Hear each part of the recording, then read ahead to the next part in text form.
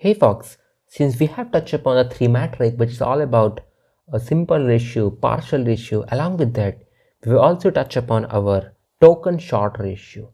So in this session what we will do is we will try to touch upon a metric often known as token set ratio, which is often known as token set ratio. Again, this metric is all about just to find how similar two strings are.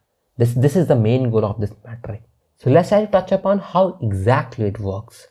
So in general, what it says is, imagine I have two strings, let's say S1 and S2. So this metric says, first and foremost, you have to break the string into something known as tokens. Then you have to short the token. After shorting all the token, what you need to do is, you need to create the 3 variables. Now here comes an interesting thing. What the variables is all about.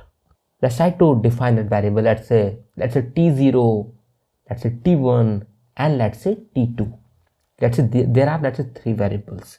So this T0 variable is all about, it is all about nothing but a sorted intersection of S1 and S2. Again, if you want to denote it, you can say it is all about S1 intersection S2. That's all about our T0. Similarly, T1 is all about nothing but a sorted intersection of S1 and S2. In addition to that, we have all the rest of words. We have rest of words from our string 1. We have rest of words from string 1. That's the core idea behind T1. Whereas T2 says sorted intersection of S1 and S2.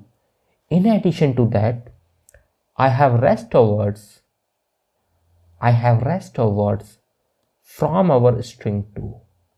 So I will say from our string 2. Now as we have 3 variables T0, T1 and T2, now we will say once we have 3 variables, just compute the first ratio between, let's say T0, T1, let's say T0 and T2. The third is all about, let's say T1 and T2. Let's try to compute the first ratio between, or let's try to compute the first ratio of these 3 pairs. So imagine its value is, let's say 90. Just for a couple of seconds, just imagine. Its value is, let's say 91 and its value is, let's say 96. So whosoever pair will return us the maximum value, I will pick this value and I will say this is a token set ratio. This is a token set ratio value. That's what actually our token set ratio says. That's the core idea behind this token set ratio. In general, we have to just define these 3 variables, which is all about nothing but a sorted intersection.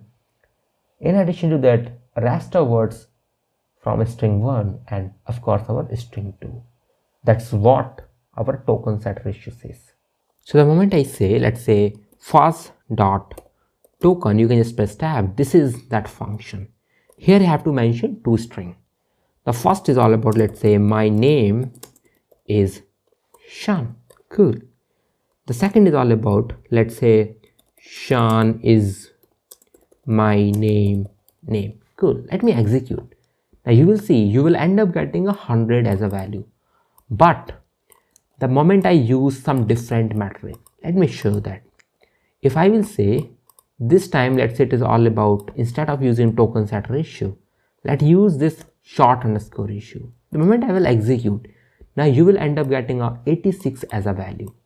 Similarly, if I will use some other matrix, let's try to use, let's say partial underscore ratio. Let me just use that.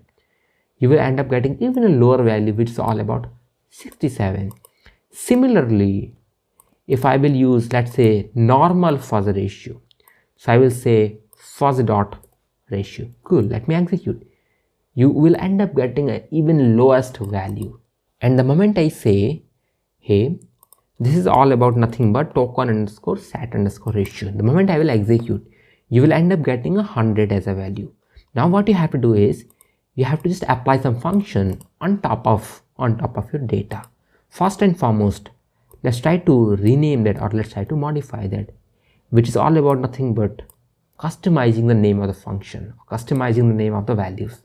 Cool. Let me just execute this line of code. Now what you have to do is, using all these lines of code, you can think of applying this function on top of your data.